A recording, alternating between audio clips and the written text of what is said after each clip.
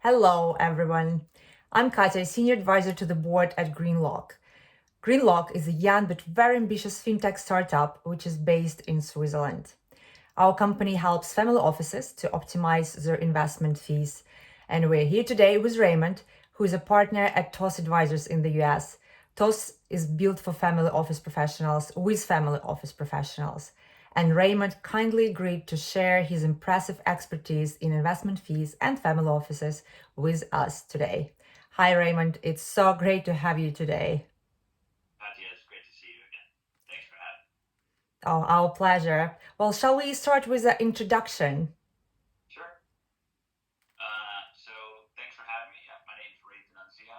I live in Houston, Texas, and work for a company that we started about 4.5 years ago called TOS Advisors. Our main mission at TOS is to really provide family office infrastructure as a service. Most of my career was spent at firms like UBS. I spent almost 2 decades there. Oversaw their private wealth management division and family office division for almost 2 decades for the western half footprint of the United States and parts of North America.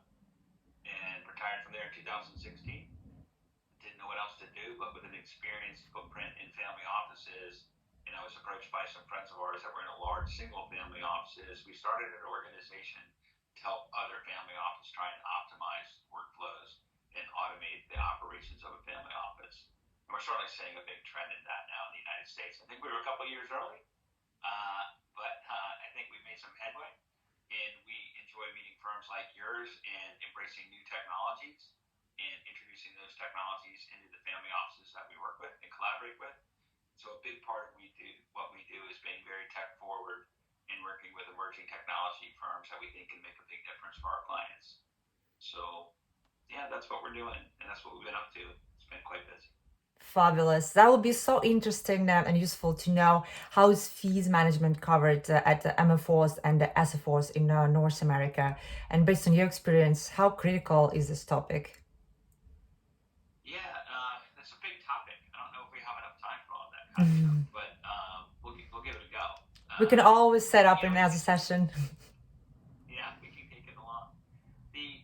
Let's start with one end of the spectrum at the single family office world, and we can even just characterize it around the ultra high net worth client segment and the family office segment, and that might be an easier way to do it. And if you think about the single family office world and some of the largest family offices, at least in North America, when you get into that top echelon of family offices, they tend to have a lot more transparency on what goes on in the market. They would be firms that look much more like asset management firms. And so in my prior life, those were the types of firms that we focused on inside of our business unit for the family office practice. Those were firms that literally were qualified as qualified institutional buyers and would have traders on staff. And so if you have traders, they should have transparency in the market when they're looking at executing from day to day. And they tend to be putting a lot more things out to bid for everything that they do. Much more professional investment management. It quickly gets quite murky. And in the single family office world, depending on who you have run your family office, the character of the family office is going to really follow who you hire. So if your first person that runs the family office is a trust lawyer, she will focus on making sure everything's in good order and everything's tight in that regard. If you hire a deal attorney, he may focus on looking at lots of different investments in sort of direct investments. If you hire a tax person, they're going to focus on bookkeeping and things in that regard. Um, if you hired me to run your family office, I would probably focus a lot on fees, because that was one of the things that I recognized when I worked at UBS, is that there's a lot of disparity around the world with what different people pay in fees at different institutions. And it's really one of those things where the squeaky wheel really does get the grease. In the multifamily office world, it also is really broad. So on one end of the family office world, what you have are an MFO that doesn't do any investment management, and they do bookkeeping and tax and act as more of your CFO on behalf of the family. In fact, for them, I'd say that for sure they think they are a fiduciary, as do most RIAs, but they don't want to cross over and get into the investment advice. For them, they think that's a conflict of interest, right? And so what they try and do really well is look after your financials like it's theirs, try and take a look at expenses, monitor what you're doing on a budget standpoint, and they do that quite well. And there's a lot of great technology that helps them do that better today. In the MFO world, that looks more like a registered investment advisory firm. I think they try and do a good job nowadays. I think they try and isolate fees as best they can. And I think that they're certainly transparent on where they charge fees for their client, right? That's almost a given in today's world because that gets isolated out from everything else that the client pays. But the problem with the rest of the system that they have to embrace is the lack of transparency around that system. So when they're doing investment vehicles like private equity or alternative investments, or when they're paying account level fees, or when they're using loan products, when they're using things like structured products, it's often really difficult to figure out what goes on inside the fee composition. If you even tried at an RIA to build a spreadsheet out and try and monitor all the different fees that you're using and having to lean into in order to execute on behalf of your clients, it's really difficult to do. You can certainly figure out and isolate quite easily what you pay in custody fees, but that's quite limited. It's everything else inside of there that is problematic for people to figure out. It's just difficult, right? And it's just not a very transparent industry. The cynic in me says that might be by design. Yeah. Absolutely. So, what value could proper fees management and monitoring bring to North American clients and families? Yeah, you're starting to see some noise in that, and you're starting to see some attention to that. And the larger and more vibrant family offices have been paying attention to this all along. Work with a really good friend of ours in New York who oversees a large family office for a Canadian family. Kevin grew up in the investment management world, and so he focuses on that quite extensively. The reality is, it's kind of like what John Bogle said at Vanguard: what you don't pay to somebody else, you keep. We did an analysis for a prospective client on what they were spending with all their different investment managers and custodian banks and other relationships around. And a unique characteristic of the industry, Katya, is that the longer you've been a client to most institutions, right, the more fatigued and tired your pricing is. Let me give you an example.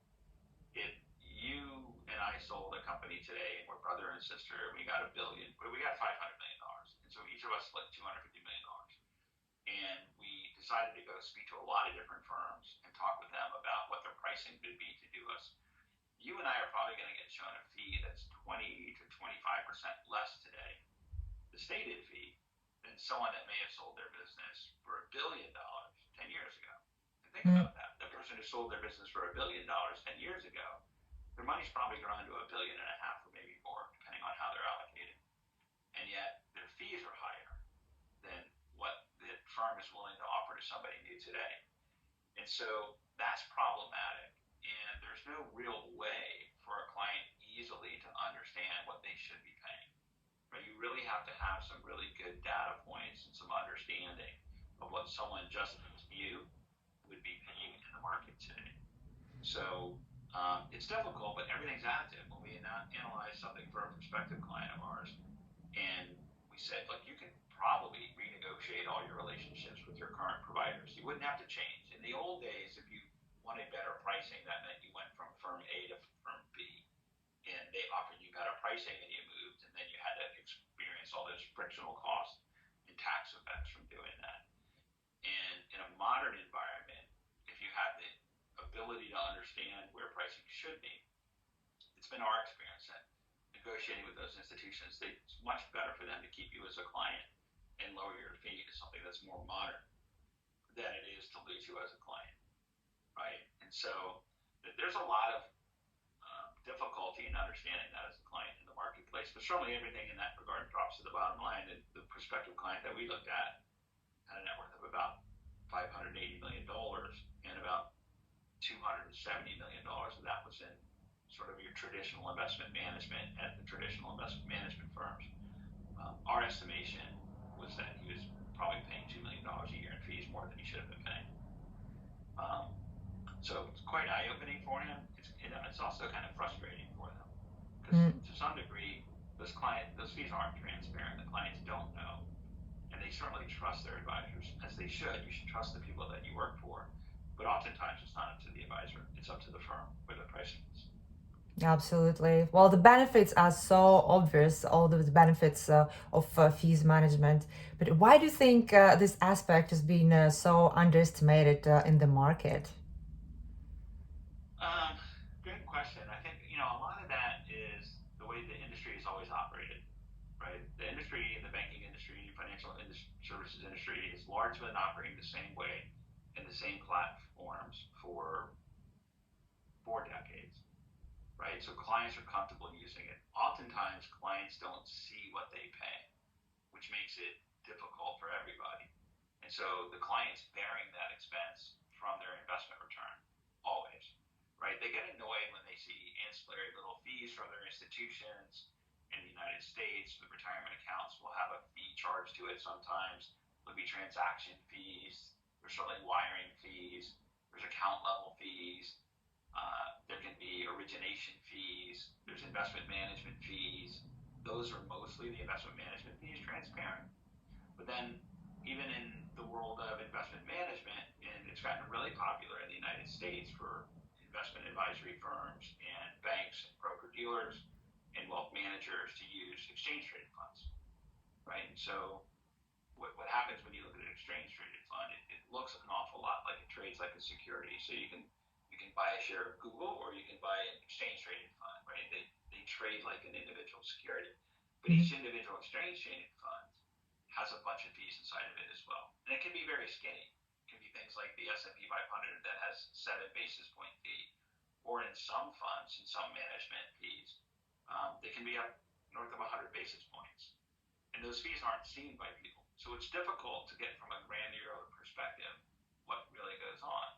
And then when you think about things like private equity, which is certainly, I think there's positions in the market like the Institutional Limited Partner Association that's trying to bring more transparency and uniformity to that market. But it's a market that doesn't want transparency, right? And it's in the best interest of many a general partner not to have that in that particular area. It's a very expensive asset class to participate in. It's the most expensive that you have in the market, right? Traditionally, people are paying 2% of assets under management and a 20% incentive fee to the general partner. And that can run over a certain hurdle rate. But the reality is, those are not all the fees that are inside those products. And if you ask most advisors how to help you understand those fees, they're really not equipped to figure it out themselves, right? It's not that they don't want to. We've done this experiment with many of our clients, and we've done this experience with many of our friends. We've actually given them a spreadsheet and the questions to ask, then saying, go to your provider and ask for these things. And even when the advisors would love to fill it out, they don't know where to go and how to figure it out, figure out what the fees and pricing is, right? So I think that you're seeing some change in that. You're certainly seeing people start to refocus on that.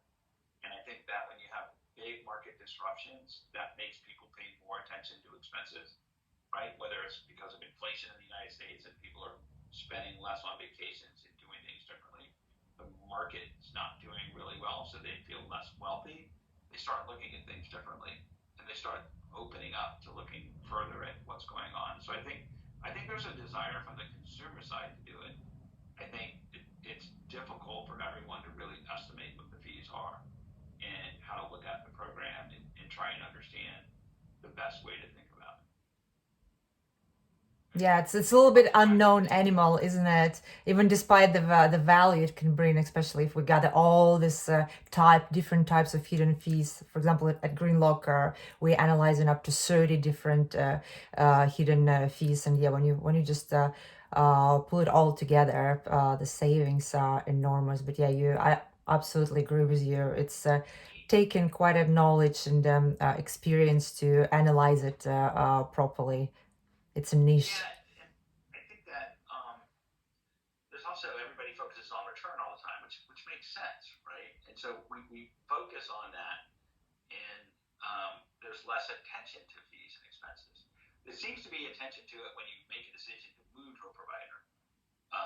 Even though you don't have full transparency, you'll get a proposal and it'll tell you what the firm charges you for what's an explicit charge that they can show you, right? But that's not all the fees that you're paying.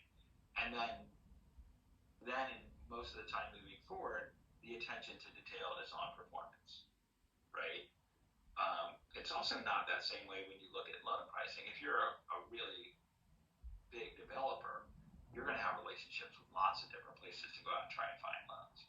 You can go to an insurance company, you can go to a pension, you can go to a traditional bank for a conduit financing mechanism. You can hire a firm that's going to put your loan package out to bid.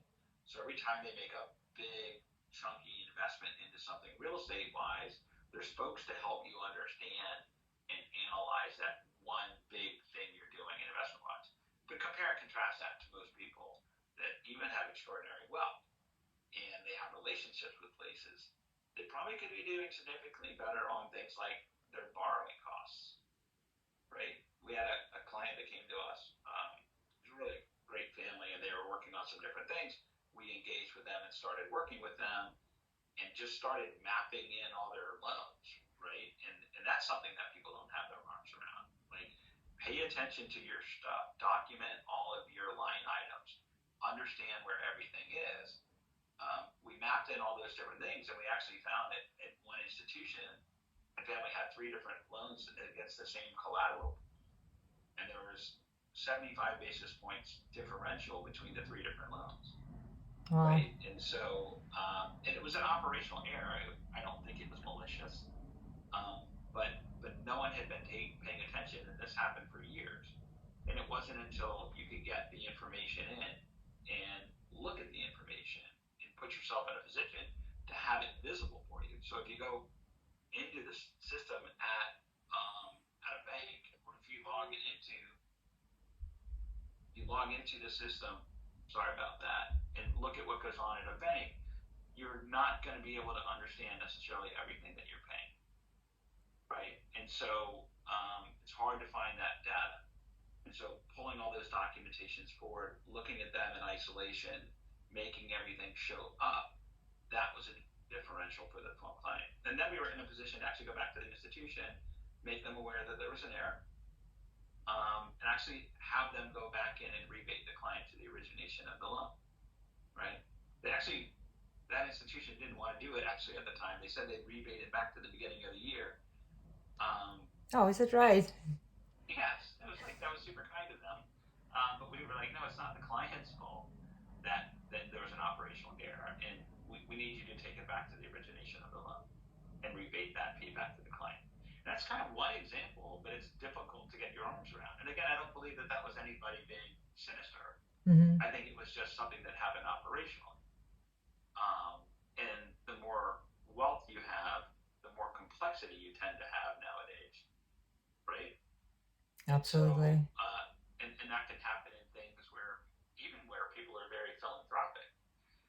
So they're philanthropic, and they might have a foundation, or they might, in the United States, use something like a donor advised fund, and they make their choices emotionally in the donor advised fund, but oftentimes it's overlooked what the underlying fees are to the investment vehicles for it. And honestly, for clients that embrace insurance, it's similar, because oftentimes the different insurance products that a client can use, there's underlying investment options that they can pick for that, right? We don't sell insurance, but we like to objectively help people analyze and assess and look at things and understand that fees matter. What you don't earn this year compounds.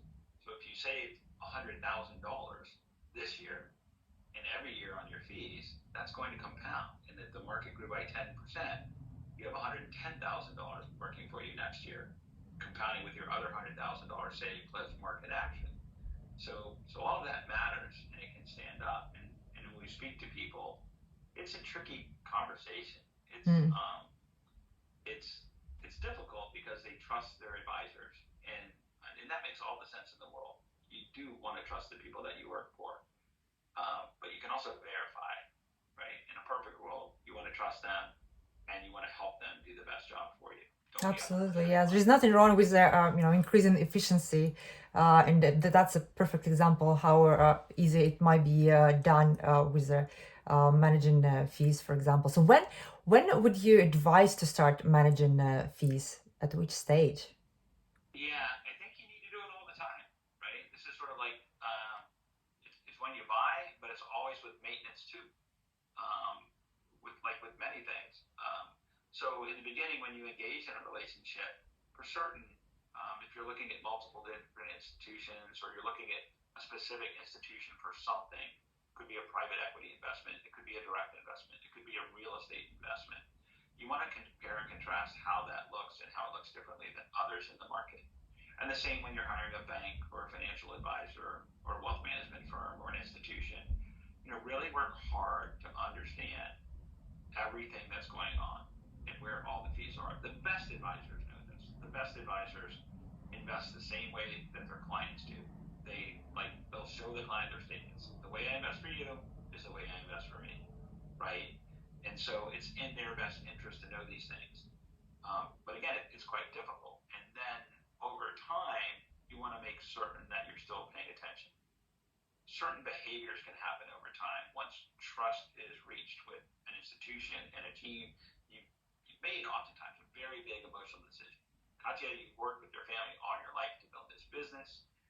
You've created a huge amount of money, and you need to feel comfortable about the decision that you're making. And you need to make sure that someone's interest is aligned with you moving forward. And once you do that, there's a sense of relief, I think, for a lot of people. They've made the tough decision. They've picked a firm or two, and they're working down this path. But you really still need to be paying attention. There's a lot of reasons why. Oftentimes, it's driven by objectives of an institution that you might be working with a banker, and the banker has KPIs of how they get paid every year. There's nothing wrong with that. But you need to really understand why they're making choices and selections for you and understand the economics of what they do and everything they do. And you also want to understand when you need a new service from an institution that you're still paying attention again. Don't just accept it as a standard that if you do business with bank ABC and you have hundreds of millions of dollars there and you're working on something and you need to do some foreign exchange component to a transaction that you're working with. You might be buying a lovely property in Aspen for $50 million and you live in Switzerland. Well, there's other costs of things that are going to happen to you throughout that transaction.